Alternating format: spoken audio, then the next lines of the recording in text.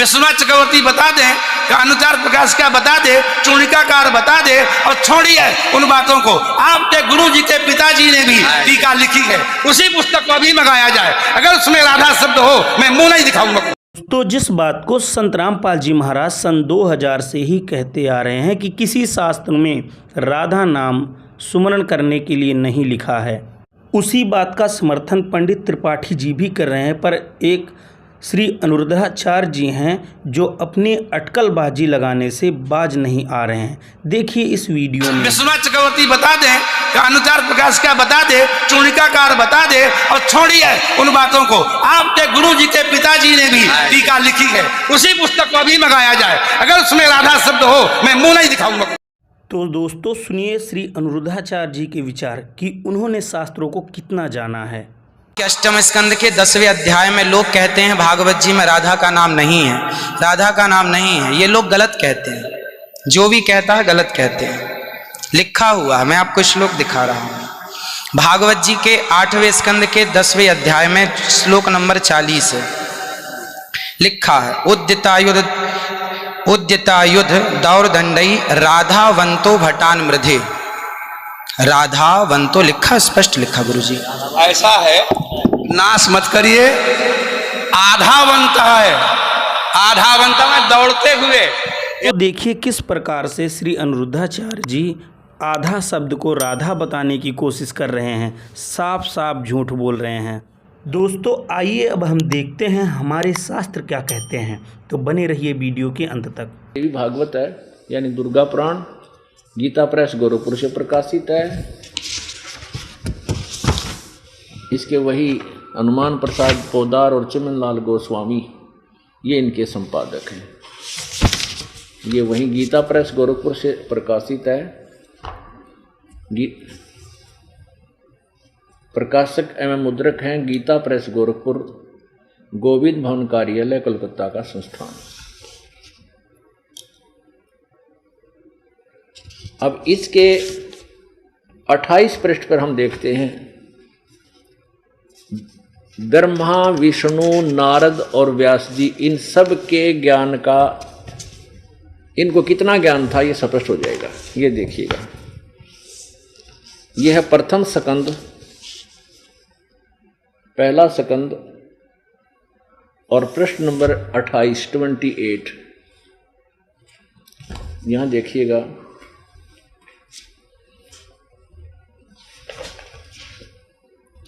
नारद जी ने कहा,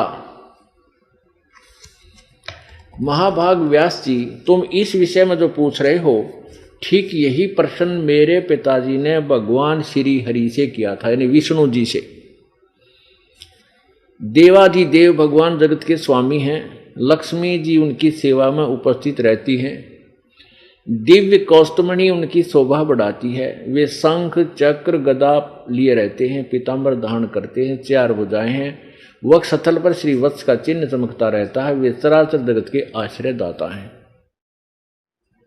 जगत गुरु एवं देवताओं के भी देवता हैं। ऐसे जगत प्रभु भगवान श्री हरि महान तप कर रहे थे, उनकी समाधि लगी थी। यह देखकर मेरे पिता ब्रह्मा जी को बड़ा आश्चर्य हुआ, अतः उन्होंने उनसे जानने की इच्छा प्रकट की। ब्रह्मा जी ने पूछा, प्रभो, आप देवताओं के अध्यक्ष, जगत के स्वामी, भूत भविष्य एवं वर्तमान सभी जीवों के एकमात्र शासक हैं। भगवान, फिर आप क्यों तपस्या कर रहे हो और किस देवता की आराधना में ध्यान मगन है? मुझे असीम आश्चर्य ये हो रहा है कि आप देवेश्वर एवं सारे संसार के शासक होते हुए भी समाधि लगाए बैठे हैं। ब्रह्मा जी के विनीत वचन सुनकर भगवान श्री हरि कहने लगे, ब्रह्मन सावधान होकर सुनो, मैं अपने मन के विचार व्यक्त करता हूँ। देवता, दानव और मानव सब यही जानते हैं कि तुम सृष्टि करते हो, मैं पालन करता हूँ, संकर संहार क्या करते हैं। किंतु फिर भी वेद के पारगामी पुरुष अपनी युक्ति से यह सिद्ध करते हैं कि रचने, पालने और संहार करने की यह योग्यता जो हमें मिली है, इसकी अधिष्ठात्री शक्ति देवी है, यानी दुर्गा है।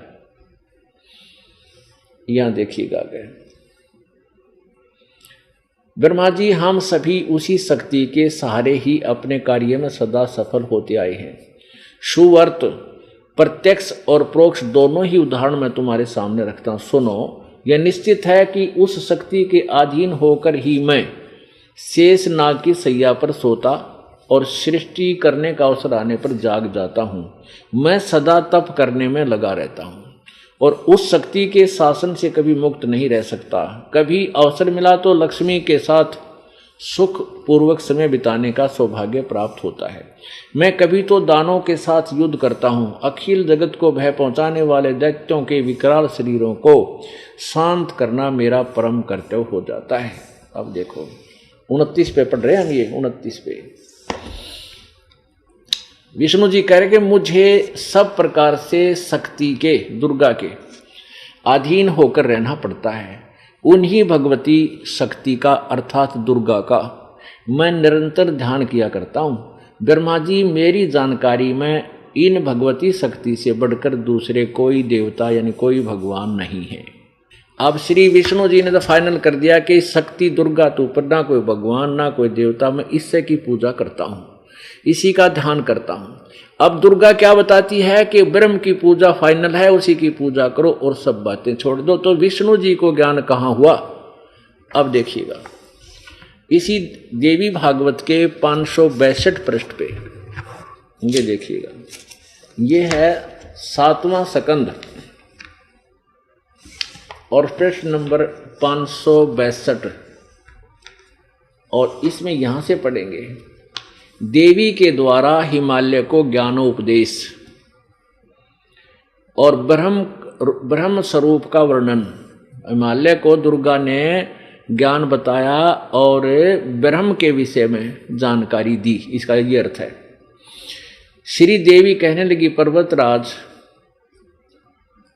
उस ब्रह्म का क्या स्वरूप है यह बतलाया जाता है। ये तो ऊपर अपने विषय में बता, उस ब्रह्म का क्या स्वरूप है यह बतलाया जाता है, जो प्रकाश रूप सबके अत्यंत समीप में सचित हृदय रूप गुहा में सचित होने के कारण गुहाचर नाम से प्रसिद्ध और महान पद अर्थात परम प्राप्य है। वह समस्त प्रजा के ज्ञान से परे है, अर्थात किसी की बुद्धि में आने वाला नहीं है। यह तुम जानो, जो परम प्रकाश रूप है, जो सूक्ष्म से भी अत्यंत सूक्ष्म है, जिसमें संपूर्ण लोक और उन लोकों में निवास करने वाले प्राणी सचित हैं, वही यह अक्षर ब्रह्म है, वही सबके प्राण है, वही सबकी वाणी है और वही सबके मन है। वह यह परम सत्य और अमृत अविनाशी तत्व है। सौम्य, उस वेदने योग लक्ष्य का तुम वेधन करो, यानी उस ब्रह्म को प्राप्ति का प्रयत्न करो, मन लगाकर उसमें तन्मय हो जाओ। सौम्य, उपनिषद में कथित महान अस्त्र रूप धनुष लेकर उस पर उपासना द्वारा तीक्ष्ण किया हुआ बाण संधान करो और फिर भावनागुत चित्त के द्वारा उस बाण को खींचकर उस अक्षर रूप ब्रह्म को ही लक्ष्य बनाकर वेधन करो। परवण ओम तो धनुष है और जीवात्मा बाण है और ब्रह्म को उसका लक्ष्य कहा जाता है। यानी ओम मंत्र है ब्रह्म का, उसके नाम से, उस ओम नाम से जाप करें। उस एकमात्र परमात्मा को ही जाने, दूसरी सब बातें छोड़ दे। यही अमृत रूप परमात्मा के पास पहुंचने का पुल है। यहां देखिएगा, उस हृदय में ही विविध प्रकार रूप से प्रकट होने वाला परब्रह्म संचरण करता है, अंतर्यामी रूप से वर्तमान रहता है। उस आत्मा का यानी परमात्मा का ओम के जप के साथ ध्यान करो। इससे अज्ञान में अंधकार सर्वथा परे संसार समुद्र से पार जो ब्रह्म है उसको पा जाओगे, तुम्हारा कल्याण हो। और वो कहाँ रहता है? वह सबका आत्मा यानी भगवान ब्रह्म लोक रूप दिव्य आकाश में स्थित है, वहां रहता है, ब्रह्म लोक में रहता है वो ब्रह्म सबका आत्मा। अब देखो, दुर्गा तो कहती है कि केवल वो ब्रह्म ही पूजा के योग्य है, सारी बात छोड़ दो, उसका एक वो मंत्र है। और विष्णु जी कह रहे हैं कि मैं तो दुर्गा को सबसे बड़ा भगवान मानता हूं, इससे आगे कोई देवता नहीं, ऋषि की पूजा करता हूं। अब पुण्यात्माओं कहते हैं प्रत्यक्ष को फिर और प्रमाण की आवश्यकता ना होती, ये आपके समक्ष है। अब देखना वो ऋषि, मैं ऋषि जगत गुरु वर्तमान वाला की केस अतिथि होगी, जो आज से सतयुग वालों की को ज्ञान नहीं था। अब देखना इसी देवी भागवत के 414 पृष्ठ पे इसमें क्या लिखा है, ये छठा स्कंद और पृष्ठ नंबर 414।